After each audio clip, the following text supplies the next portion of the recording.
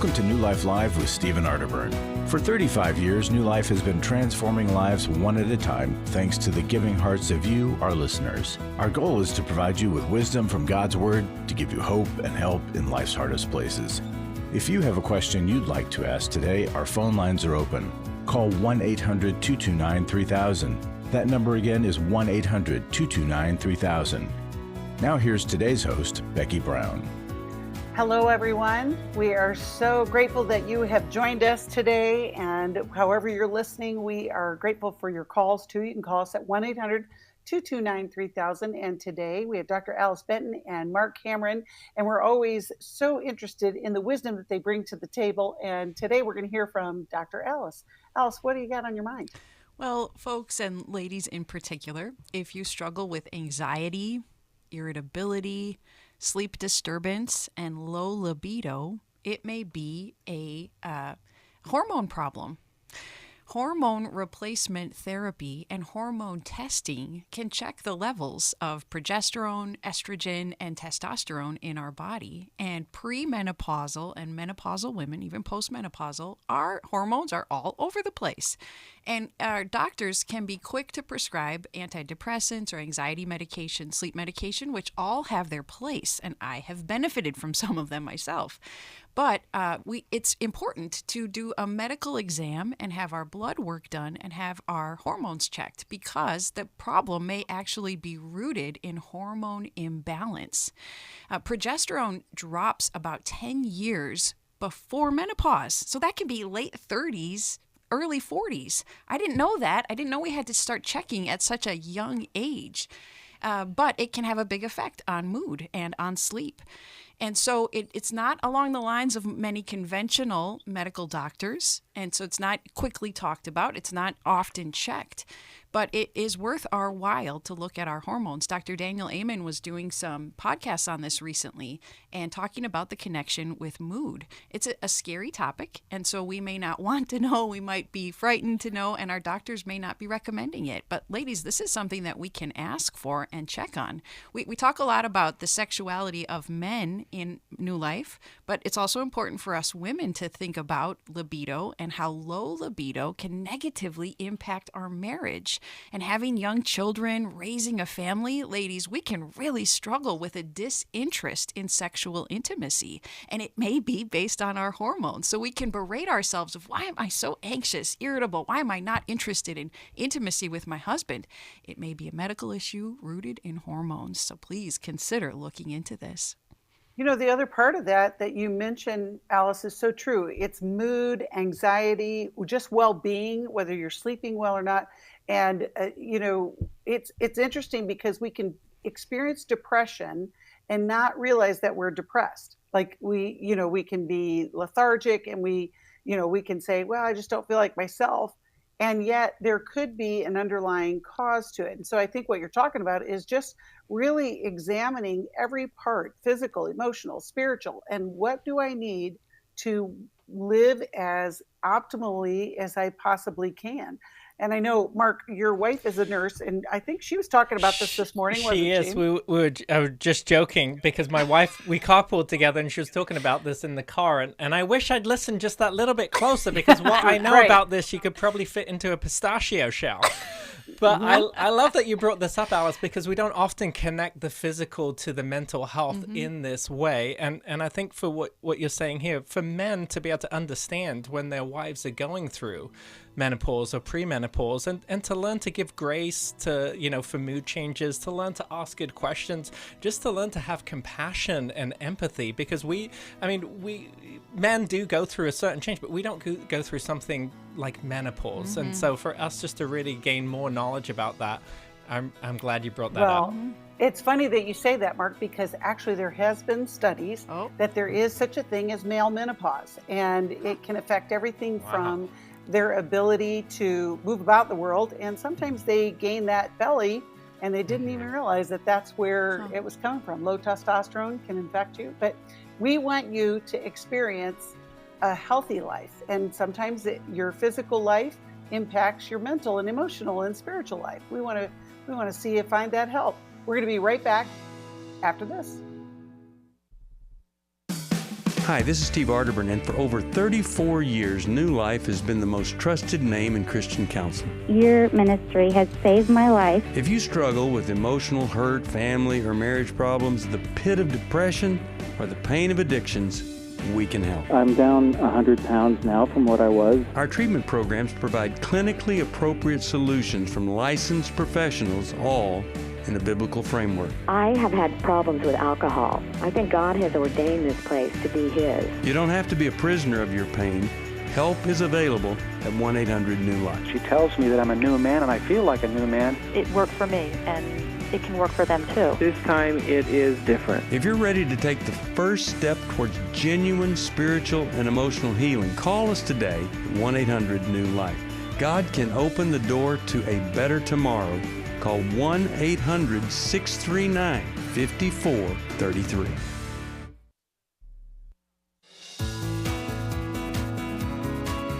To find out more information about New Life or to order any of the resources mentioned on today's program, call 1-800-NEW-LIFE. Now back to New Life Live. I'm Steve Arterburn with a New Life Moment. Jane's 5-year-old neighbor must have seen Jane giving her kids treats because he was over in a flash. My mom said I could have a popsicle, he bellowed. And that reminds me of another story about another little boy who would show up on his neighbor's doorstep at 9 o'clock in the morning and say, "My mom said I can stay until dinner." Now, as we grow up, we grow in our understanding of authority. For instance, you wouldn't walk into your boss's office and declare, "My wife said I can have a raise." But sometimes we try to usurp God's authority. There are many people out there who know the truth, but to manipulate achieving their own selfish desires, they will use the truth or present the truth in an untruthful way. It's not all that difficult to understand that God has and God is the ultimate authority in life, but how that plays out in life can be confusing at times. I'm Steve Arterburn, and to gain a better understanding of God's perfect authority, visit newlife.com. And thanks for listening to this New Life Moment.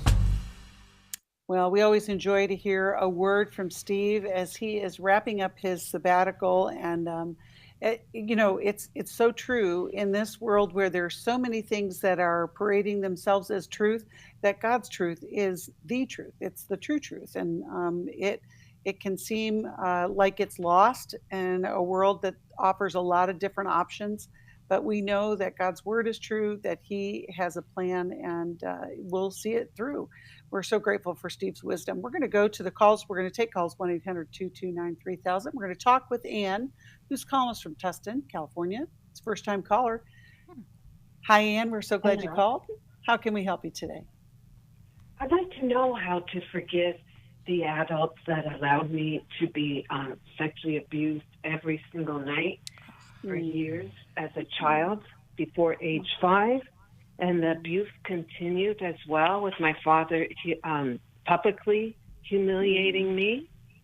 I've also been disowned before I was an adult in the middle of a blizzard.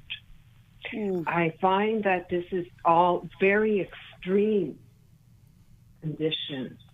I would like to know, I asked myself, how did my mother she took off my clothes for the perverted priest. How do I forgive that? And we can acknowledge that on the human level, forgiving all of that is impossible. It is. There's so much. There's too much. And it went on by the very people that were supposed to protect you and provide for you. So one human by themselves, this is practically impossible to forgive. But there are ways, there are structures, there are steps to add in to get the relational support you need and the spiritual support you need to do what is humanly impossible. And so tell us, Ann, what kind of professional help have you already gotten regarding what you've gone through? I did give some counseling to hypnotherapists because I was a hypnotherapist as well. And I didn't mind supporting my own profession. Let's see, what else have I done? Let's see, what else? That's just about it. I had I went to the shrink with men, not talking. And I have asked them for a professional to talk with, but it hasn't worked out yet. For the past couple years, every time my insurance gives me a list of therapists, they're always booked. And when I talk to the shrink with meds, they give me a referral to somebody who wants my credit card first and foremost, and it's up to a $250 fine if I miss the appointment. I find that very disagreeable. So I'm still in search of further help. And you're hitting up against so many of the obstacles that seem to want to keep you stuck in justified anger, resentment, even hatred perhaps for the people that perpetrated against you. And we want to help you to persevere to find the right fit of therapist who can combine your spiritual beliefs with the process of forgiving the unforgivable. And so we've got some recommendations we can make for that. But as a therapist yourself, I'm sure you know that it's in the telling of your story repeatedly in the safety of counseling, and it's in processing and allowing, giving yourself permission to be angry and to hate these people, to hate what they did, that then allows God and grace to come in and do what you can't do for yourself, which is make the decision to forgive eventually, especially after you've processed your anger sufficiently. And then eventually over time, your heart can follow along with the decision to forgive. But we also have to keep forgiveness separate from reconciliation, because if these people are still unsafe, forgiving them does not mean being in relationship with them if it's not safe to do so. That's good. Marc, what would you add? Wow, and yeah, your story is horrific, and Alice put it aptly when she said it's impossible. It's too much for a person to forgive by themselves. I think what I would say for you is learning to grieve first. I think you know, and part of grief is anger, and you may have to be able to be angry first before you can get to the sadness and the loss. And a type of therapy that you might want to try, I know you're a hypnotherapist, but you might want to try something called EMDR, which stands for Eye Movement Desensitization Reprocessing.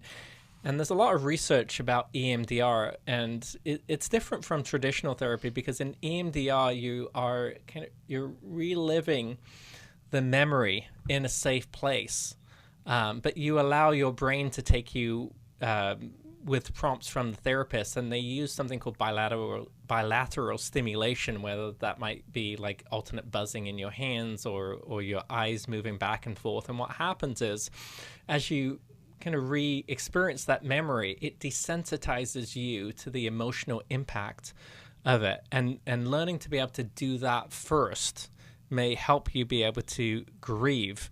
And then like Alice is saying, you know, having the decision to forgive before you get to the emotion to forgive, and recognizing that forgiveness really is for yourself. It's for you to be free from the bitterness and the hatred and the hurt of this, of what people did to you, because it's truly awful what you've gone through. And was the legal system ever involved? Was anybody brought to justice? Did anybody fight for you? Found it. See, that's another thing that's hard to forgive, is that when I was sent to the hospital for surgery and stitches, none of the doctors reported anything unusual. So I find it very, very tough to, first of all, find out that my mother even went to the extent of allowing and encouraging the perpetrators. She would bring them into the house. Besides the priest, she would also bring other people into the house. She did not let us know our own relatives. Instead, she would bring in an acquaintance and say, "This is Uncle Tom," or whatever the name was. And so I was very isolated. Plus, I was locked up. And after being locked up regularly from the babysitter and tormented and tortured, I cried to my mother and begged her not to let the babysitter come back. Right. So it's I need some extreme processing help.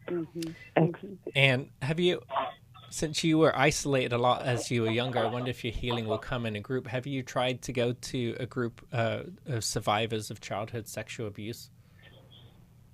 No.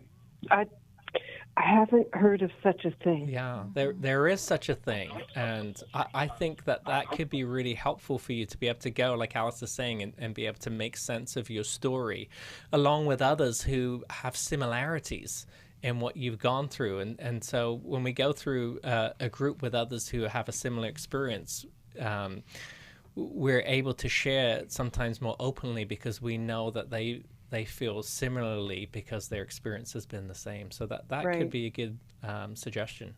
Well, and and the disbelief, you cannot believe that anybody would allow this to happen to you, especially your caregivers, your parents.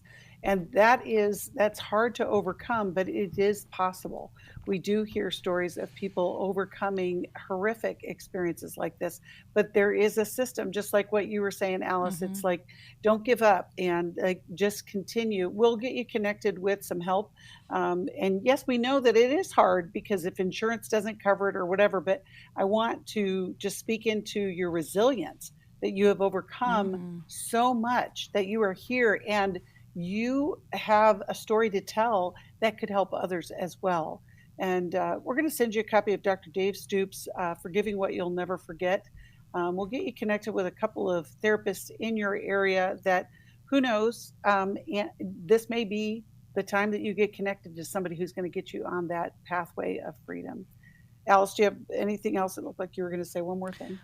The list of people that will need to be forgiven for your heart to feel freedom is so long. There are multiple systems even involved, the medical system, the legal system. If a priest was involved, that the system of that entire church. And so no wonder it's difficult for you to forgive, not only because of the crimes that were committed, but there were so many people that turned a blind eye, didn't take action, and participated in your abuse. Oh, Anne, we'll be praying for you. We're so sorry for what you've gone through. And, I don't know about you, Alice or Mark, but, whenever I've heard clients that have talked about childhood abuse and the adults around them did not protect or did not report, it's so disconcerting. And so I want to say to you who are maybe, in those roles where somebody tells you something, a child tells you, believe them and do the next right thing so that we don't hear stories 30 years from now where somebody says, like what Ann said, that, they didn't help me. I don't, I'm a child. I just want to encourage you. It's hard to make those reports, but it is life-saving. And we want to encourage you to do that. We're going to go back to the calls, and we are taking calls, 1-800-229-3000. We're going to talk with Susan, who's calling us from Bose, Montana, listens and watches on YouTube. You can do the same. And if you are watching on YouTube, click that like and share button so that others will know about New Life. Hi, Susan. We're glad you waited. How can we help you today? Yes. I'm calling about my sister who is not legally married. She had a ceremony. My pastor performed one for her, but it's not legally, so it's not recorded. And the guy she's with said that he would not marry her legally. And the pastor said he had done that for his mother-in-law and her live-in boyfriend. But my sister says she's under God's grace, and I've been when she's at my church, I see it all the time. I'm reminded of it in my head. And I've been wanting to ask my pastor, so if you really believe people can be married but not legally, then I want you to preach it from the pulpit. That's what I want you to do. And she knows they weren't married, but she's now talking differently like they are. And that I put the idea in her head that she isn't, and she'd been crying and wanting me to pray with her for quite a few years now, wanting him to marry her, but now she's talking different. And then one day when she was going to leave because she felt like, she needed to do the right thing, she said a voice told her not to leave. So she said that was a miracle. She stayed. And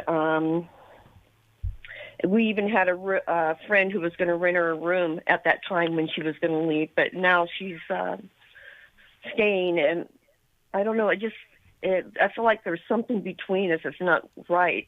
It has to do with the faith, and that. So, Susan, What a complicated situation, and your sister is worried about whether or not she's in alignment with God's will. And when you bring it up, it sounds like there's anxiety for her, there's sadness, so there's some discord in relationship with you and your sister.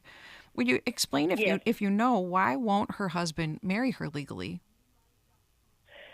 He's afraid of anyone controlling him, and when she's asked him several times, since she's been there, I want you to marry me. I want us to get married. And he says, I won't marry you. And then one day, I guess he walked away and says, I'll go talk to my lawyer, and came back and said, he said I would lose my house. But he's fearful of any kind of control. And he used to be an elder in a church of his a long time ago, I guess. But he doesn't like anyone controlling him. And if she wants to pray, he says, make it short. You know what I mean? So there's a control concern. Thank you for answering that. And can you quick leave us with a question we can consider over the break? How can we help you today? I just wondered, I want to tell my pastor, why are you telling her she's okay to be married this way? We'll be back with an answer, maybe, after this, Susan. When you give to the New Life Scholarship Fund, you're giving someone hope for a brighter future. I was kind of in the closet and hid with my struggle. Your donation really made the difference, especially in my situation, because I ended up getting laid off from my job. At the New Life Intensives, hurting people are able to begin a new path towards healing and freedom that has an effect on all of those around them. I think the people who support New Life financially are people that I'll never know. You know, I'll never be able to thank them personally for the gift that they gave to us. Their giving saved me, my husband, and our family from being torn apart. To help hurting people to connect to the help they need, make your gift to the Scholarship Fund at newlife.com or by calling 1-800-NEW-LIFE and specifying scholarships. Someone called and sponsored me to come this weekend. Whoever that is, just know that you saved a life. Literally, you saved my life. 1-800-NEW-LIFE. I was sort of vaguely familiar that the 12 steps had some origination in the Bible. I found Life Recovery, and one of the things I liked so much was that it had such a broad appeal. It wasn't limited to just alcohol or drugs, that it was addressing a wide range of problems. At New Life, we believe everyone can benefit from a life recovery experience. There are life recovery groups all over the country. They take place online, in conference calls, and in person. And if there isn't one in your area, we can help you start one. We have startup materials, leaders' guides, CDs, Bibles, and more, all with discounts available for groups. Call us at 1-800-NEW-LIFE and ask for Terry Ward. The 12 Steps have long been a great help to people in recovery because much of the 12 Steps' power comes from the fact that they capture principles clearly revealed in the Bible. The 12 Steps is really a pattern for all of us as Christians. Call 1-800-NEW-LIFE. That's 1-800-639-5433. We'd love to hear from you. If you have a question or a comment, call toll-free 1-800-229-3000. Now back to New Life Live. Welcome back. We are so glad that you joined us today. And, we are always excited to be able to hear from you. So please call us, 1-800-229-3000. Right now, we are talking with Susan, who has just a real conflict with her sister's life and just trying to understand all of the facets of this situation with her, I guess it would be common law husband. But Alice, you had asked a question before the break. Why don't you continue? Susan, it ended up that you want our help in addressing your pastor. Would you tell us, was there another time historically where you were very disappointed with a church leader? Actually not, no. I just didn't know that part. Because apparently he married, did a ceremony for his mother-in-law and her boyfriend. And see, when I heard that, and then there's my sister, because I don't know if he's done any others or and what. So, and I was wondering. So finding out about this has really hurt your trust in your pastor. Is that right? Yeah, I feel like it's not the same. Mm-hmm. And have you already tried to address this with him individually? No, but I've been pondering it. And what's your hesitation to ask for a private conversation with him? Just probably just getting bold enough and go do it. Mm-hmm. Yeah, this could be really intimidating to have it. I think you're right to try to talk with him directly. And I would encourage you to craft what you want to say ahead of time, because that will help you have the courage to ask for the talk with him. And to let him know that I've been feeling unsettled, uncertain, worried, maybe even angry because of the advice that you gave my sister. And I believe you've given that advice to other people. And it's left me even spiritually confused. So it'd be helpful if you would give me an explanation for why you went about this, and biblically, why do you think this is supported to give this kind of advice to people? How would it be for you, Susan, to have a conversation like that with him? Well, it's probably going to be the best thing is just go ahead and do it. It's kind of ripping the Band-Aid off, because it's knocking around in your head a lot, and you're feeling a lot of emotions about it. And of course, you're worried for your sister. Oh. Yes, I am. I am worried for her. And that's why I'm going to do this. I'm going to get with him and his wife too, because it was her mother that he did the ceremony with, and talk to them. I love them very much, and I think maybe like the people in the congregation, like me sitting there's people that probably don't even know that this sort of thing has happened, and to me, I wonder what they would think, you know. So I would like to say, well, if you think it's okay, then preach it.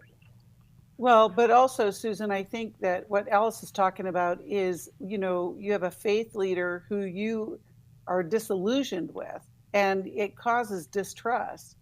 And with your sister, because you've had these conversations with your sister. Marc, what would you add to this conversation? Yeah, and I think you've got some legitimate concerns here, Susan, because you know, the reason why we get married legally is so that we can have protections in society. And what I would say is, why would you not want to give legal protections to your spouse? Because, you know, if you're not legally married and your spouse dies, then, you know, if that person has kids prior to the marriage, then those kids could actually have you move out of the home, and that person is not protected. And I've seen this before, and when I've seen this before, it usually has to do with money.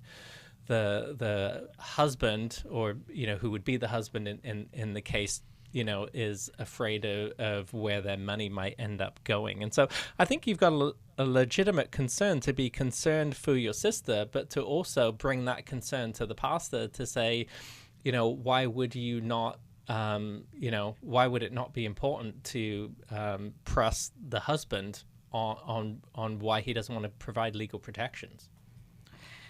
And well, yeah, Susan, when we have, I definitely know. Go ahead, Susan. I'm sorry. I definitely know that she feels a way about him, and the way he feels about her is different. Mm-hmm. When we have a perseverating thought that we just can't get out of our head, it usually means a couple of things. It may mean God is nudging you to do something about it, which may be that conversation with the pastor.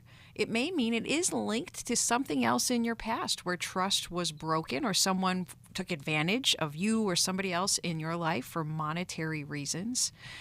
And it may be that there's a nudging to choose the forgiveness path when you don't have control over these things and you can't necessarily change them. Choosing the forgiveness path helps us to come to an acceptance and to some level of serenity of what is out of our control. But there's a couple of conversations that are within your control to have. So I respect the courage that you have to go forward. Susan, I have a question. Does your sister also live in Montana? She's where I'm at, the same town, yes. Okay, because I think that Montana is a common law state, which also can create some conflict in this. I can't be sure about that, but I think clarity is what you need. The problem with the pastor is not understanding what, because you said, if he's doing this, why isn't he preaching about it? Why isn't he talking about it? But just having some understanding, you know, is going to go a long way. And like Alice said, that forgiveness piece will bring you some serenity and understanding. And it'll also help you make a decision on whether you stay in that church or if you have to make a different decision. You know, the complexities are many, but your heart is in the right direction. You just want to know, what is the truth? How do I get there? And, how do I have a good connection with my faith leader, with my sister, my brother-in-law, all these things. We're glad that you called, Susan. We'll be praying for this situation. We'll be right back after this. For most of my life, I've been dealing with an opiate addiction. Why is opioid addiction quickly becoming one of our nation's biggest killers? Maybe it's because it isn't only those who are addicted who are in denial. We did what I see so many parents do, is it can't be an addiction.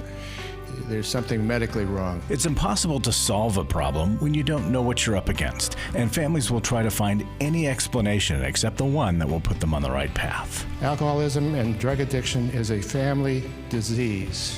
It doesn't affect just the individual. If someone you love is abusing painkillers, know what you're up against. It's time to admit it's addiction and seek treatment. Call us today at 1-800-NEW-LIFE. We have partner treatment centers around the country. Call 1-800-639-5433 or visit us online at newlife.com. We just made a decision. We will do whatever it takes. 1-800-NEW-LIFE. I have given to New Life regularly because I have so many people that I am referring to New Life who so benefit from the ministry. I just can't imagine what would happen in my area if New Life wasn't available to us. You can help New Life Live stay on the air by joining Club New Life today.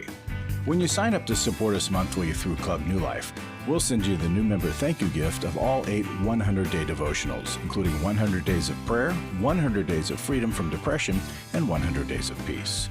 There are also ongoing benefits like the monthly Club New Life CD or download, access to the Club New Life video library, quarterly resources, free shipping on purchased resources, discounts on workshops, and quarterly online meetings with Steve. Call 1-800-NEW-LIFE.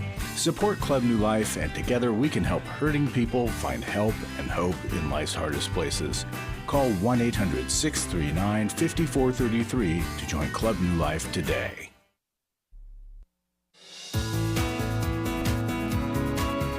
We're glad you joined us for New Life Live. To be a part of the program, call 1-800-229-3000. Now back to New Life Live. Welcome back. We are so glad that you are with us today, and by us, it's Dr. Alice Benton and not Dr. Marc Cameron, but you could be someday if you wanted to go back to school. Thank you. One of the things that we're so excited about is that we had a great group of donors who planted a seed for a matching gift, and it is up to $400,000 that we can match, which will double your gifts. And so I just want to encourage you.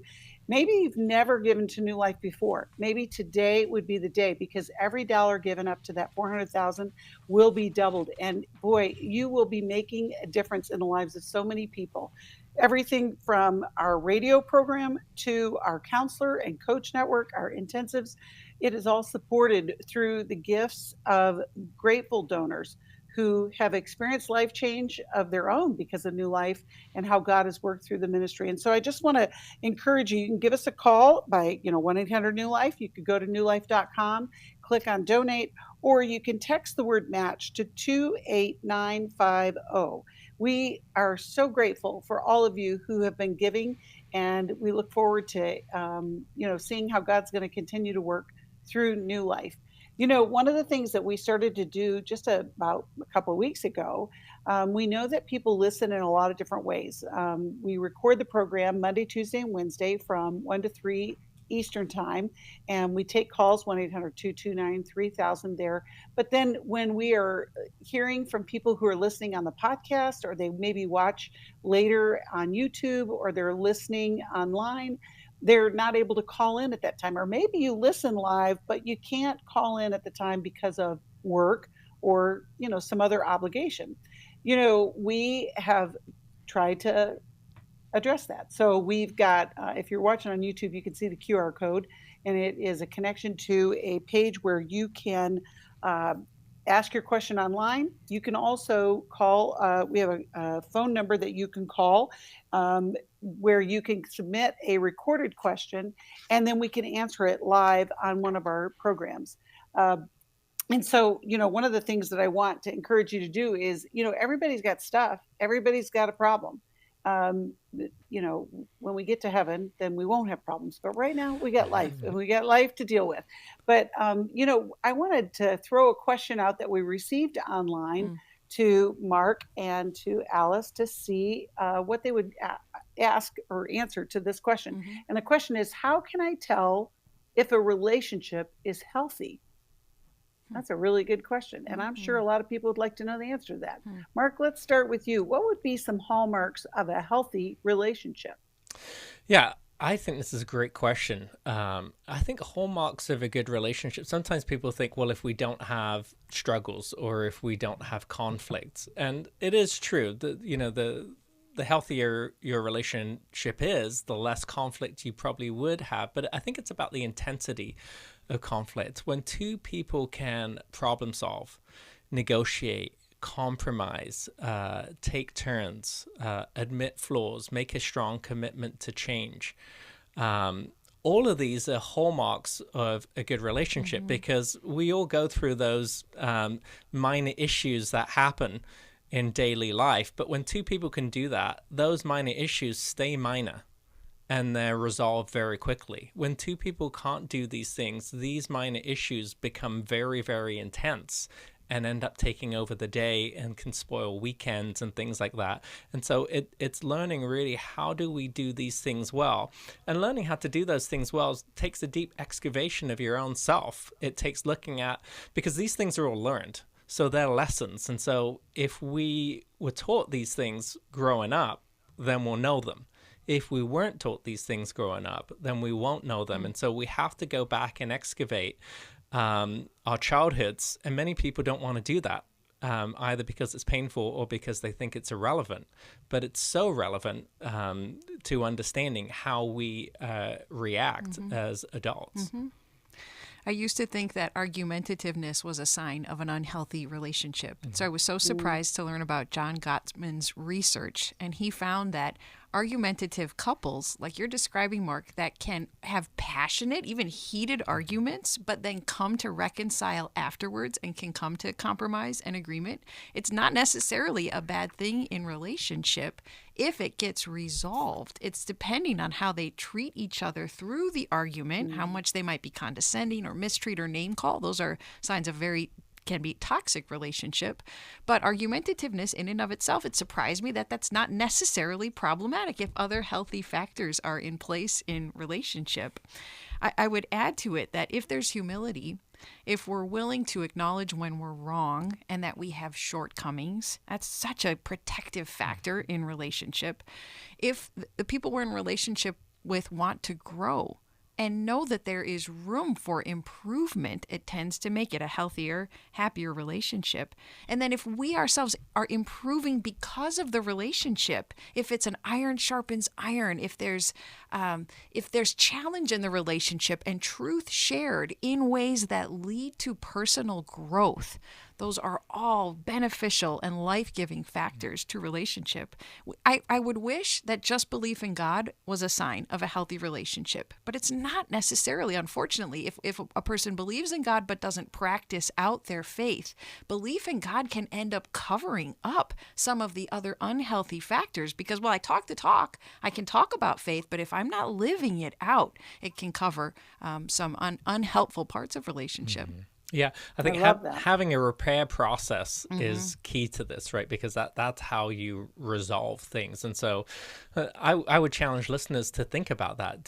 Is there an identified repair process that I have with my spouse? And if you can't verbalize that, then that's probably an area that you need to work on. And a repair process involves what you were saying, Alice, here, admitting flaws, but it also involves taking turns and listening to have understanding, right? Not speaking over each other. And then also being able to empathize, being able to step into that other person's shoes and say, well, this may not be what I would do, but given your personality, given your history of experiences, might I feel and perceive things that way, even if I don't agree?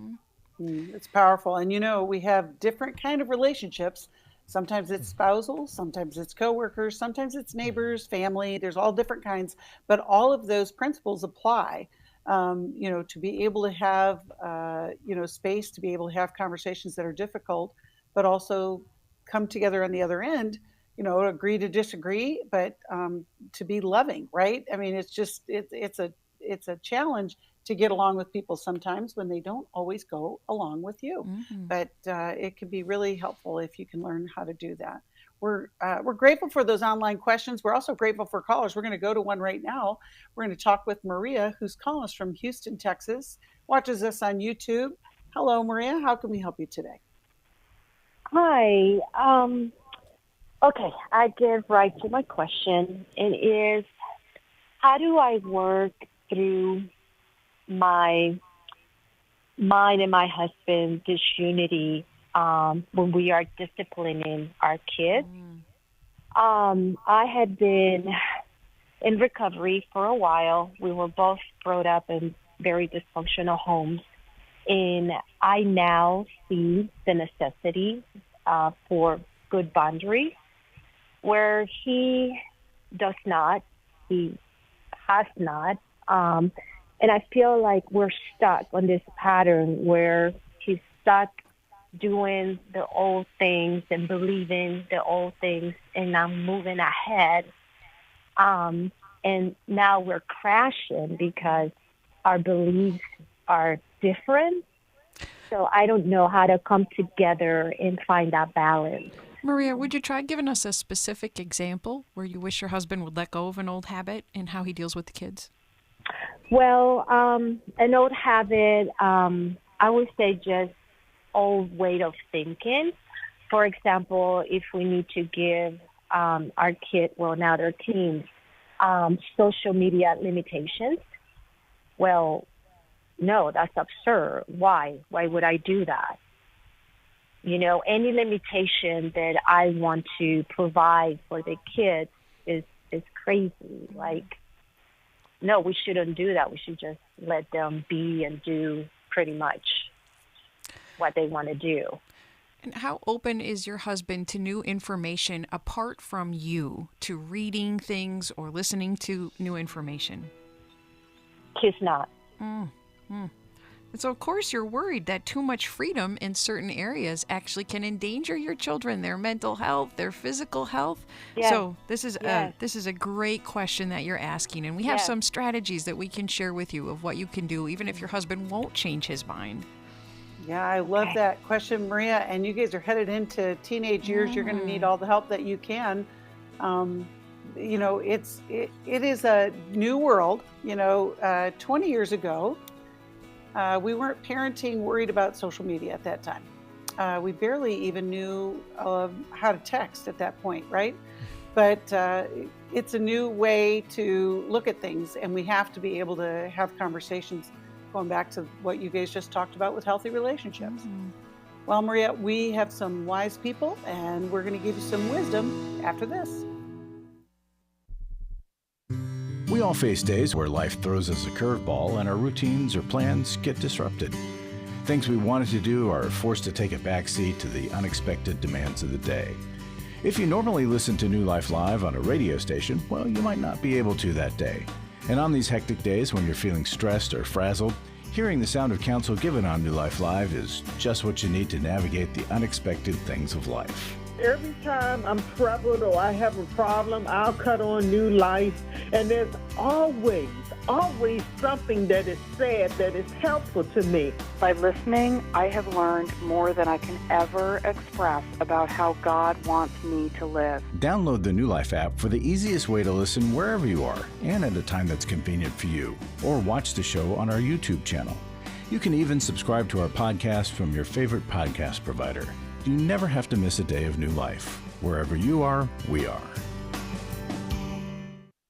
Dr. Heidi Summers on coaching. A lot of people don't understand the difference between counseling and coaching. Coaches can help you with strategizing. Not everyone is in a crisis or recovering from a trauma.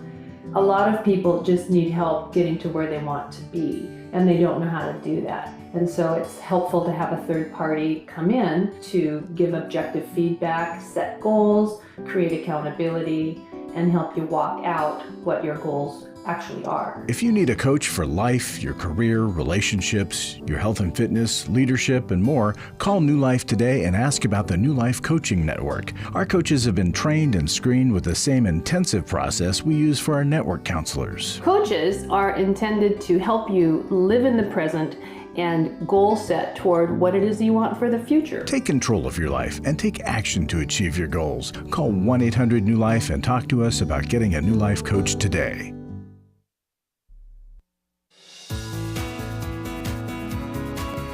To find out more information about New Life or to order any of the resources mentioned on today's program, call 1-800-NEW-LIFE. Now back to New Life Live. Welcome back. You know, in case you didn't know it, our New Life intensives have changed the lives of so many people over 20 years. We've been helping people through our intensives like Every Man's Battle or Intimacy in Marriage, Restore. And it's the power of a small group. We really look forward to seeing how lives are changed. We're going to do an online Every Man's Battle on April 13th. And so it may be the next best step for you men who are dealing with sexual integrity issues, or maybe you're not dealing with it and that's what you need to do next. So just give us a call, 1-800-NEW-LIFE, or go to newlife.com for more interest or more information about our intensives. Right now, we are talking with Maria, who's about ready to enter into the teenage parenting years, but she and her husband are having some difficulty coming together on a strategy, on a plan. And Alice and Marc, we were talking with her. Alice, why don't you start, and then we'll go to Marc after you're done. Well, I do have some suggestions I'll be sharing with you in a moment, Maria. Marc has some fabulous questions to try to help us understand what's behind your husband's resistance to putting any limits on the kids. Yeah, was your husband controlled as a child, Maria? Yes. Okay. Yes. That's what I was wondering here, because he's kind of reliving his experience now with your kids. He felt that control, and now he doesn't want to control his kids. You know, Marc, that's a fabulous point that you made, because I feel sometimes, and I have said this to him before, it's not about you, it's about the kids. Because I feel like he's taken it to a different level, to where I'm talking to him. Like, it's so bizarre. Yeah, and he won't reason with you, probably because he couldn't reason with a parent. And I wonder if he has, underneath that fear, that control, is this fear of rejection, that maybe that your kids will reject him. Yeah, 100%. Would he be open to you kind of just saying that out loud?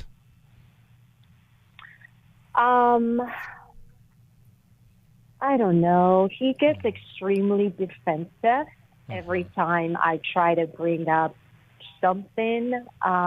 He feels judged, extremely judged. So he jumps right away to, I'm judging, I'm being critical. So I try not to anymore, because it just opens a new can of worms. No matter how gentle you are, Maria, I think he's hearing his parents through you, and that's so unfair to you. Yes, 100%. No, I will acknowledge that we wives, when we're afraid, we can slip into nagging, or there can be a harsh tone to my voice when I'm anxious and I'm worried for my kids and I feel like my husband's not on board with me. So we can add to his feeling that this feels like his history. So we got to be so cautious about that. So I want to pull out one thing you said. It's not about you, honey. It's not about you. Although you're right. For him, it is all about him. So I'd have you go back to say, I think I've been taking the wrong approach here, because I think you are feeling really stirred up, and you don't want to do what your parents did to you. And maybe I'm coming across as too controlling. Maybe it feels like I'm trying to protect the kids too much. So I want to hear how it is for you when I try to influence you to do something differently with the kids. Would you tell me? And this can only work, Maria, if you're able to be just an inquisitive listener, to draw him out without trying to change his mind. Because until we can help him stabilize his emotions, I don't think he can come off of his position. So I want you to try to be his listener, be a humble listener, and maybe acknowledge any of those things like nagging or the harsh tone of voice that I sure can get as a wife. Maybe you've had some at some time. And then I'd have you lay out a couple of different options for him to ask after you've heard him out. Can we consider trying any of these things together? Can we start praying about our parenting? Maybe that's the only thing that's safe for him. Could we read a book together? Now, I know you've already said no, Maria, he probably wouldn't, but I'd have you ask again. Or picking something specific about screen use. Could we agree that the kids should only use screens in a common area? Or only if a parent is around? Those sound like real high standards, Maria, but that can help bring protection if he won't help you limit social media. Of any of those four, do you think any one of them sounds doable for him? I think maybe trying again to read a book. I tried to read the How We Love, and we got to maybe the second page of How We Love, and he was asking about the past, the family of origin, and he could not do it. It was just too much for him to remember, to acknowledge anything that happened. Well, he is carrying a boatload of pain about his past, and it is just intolerable for him to even think about it or talk much about it, huh? Yeah. You know, and the other thing, it's sad. Well, but Maria, what have you guys talked about as far as your goals for your kids? Do you know what I mean? Like sometimes what happens in our discussion of discipline, we lose sight of what our end goal is. And so like what you're just talking about is having this conversation when it's not go time, you know, but like what do we want for our kids on the other side of us?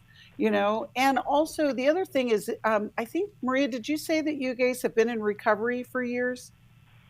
No, I enter the recovery program because of my addiction. And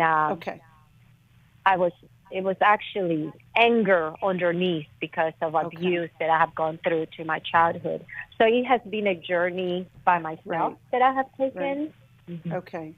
The reason why I asked that is because there's some powerful shame messages that your husband is exhibiting in his response. And, you know, that shame message is should have already mastered everything, you know, that I should have got it right the first time, should have never had those experiences. But Marc, before we run out of time, I want you to speak to that issue of those early childhood experiences and how do we heal? Yeah, we were talking about it before, how, you know, whatever we've had before, you know, the first experience impacts all of our other experience. And earlier on in the show, I was saying that some people don't even want to go there because, you know, they think it's irrelevant or it's too painful to go there. And that's what it's sounding like is happening with your husband. I love Alice's idea of being this inquisitive listener. And then as you're the inquisitive listener, again, recognizing to yourself that you don't have to agree with what he's saying in order just to continue listening. As you're the listener too, ask thoughtful questions. How did you come to that opinion? Right, and try and draw him out, and then when you have the moment, ask, you know, is it possible that we can find a model that is based on research and validated by Scripture, and see if he's amenable to that. And what you might want to do too, you talked about reading How We Love. There's also How We Love Our Kids. We'll send her a copy of that. And you can even maybe skip to some of the chapters where it starts to talk about the attachment styles in kids rather than the attachment styles in parents. And maybe he'll be willing to listen to it with you, or even if you are able to read a couple of the chapters or a chapter at a time and then and then bring the information to him to see, you know, what he thinks. Because again, if he doesn't want to go with something that is based on research, then he's really just coming up to his own opinion based on his own opinion. Yeah, and I think How We Love Our Kids will be great now that you mentioned it, because now as the kids are growing up, you're starting to see a lot of the bad behaviors, a lot of the dysfunction that are being repeated by our kids. So now he's like, oh, that's me. Oh, that's what we do. That's it. Well, Maria, we will send you a copy of How We Love Our Kids, and we'll be praying for your family and look forward to hearing good reports. Or even if there's a struggle, we'll get you connected with somebody who can help you walk through How We Love as well. Thank you, Alice. Thank you, Mark. And thank you, listeners. We'll see you next time. Thanks for listening. We hope this program has helped you by giving you insights for handling the challenges you face in your life. We want you to know that we're here for you, but you also need to know that New Life Live is a listener-supported ministry. To make your donation or to get any of the resources mentioned on today's program, call 1-800-NEW-LIFE. That's 1-800-639-5433, or write to us at New Life Ministries, P.O. Box 1029, Lake Forest, California, 92609. Please join us again tomorrow for New Life Live.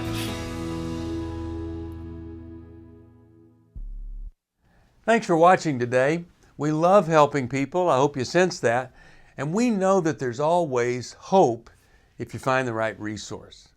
Now, if something we've said to somebody else applies to you, that's fantastic. That's what we're hoping for. But also, if you want to join us directly, you can call 1-800-229-3000 between 1 and 3 Eastern Time, Monday, Tuesday, and Wednesday. Those are the best times to get through.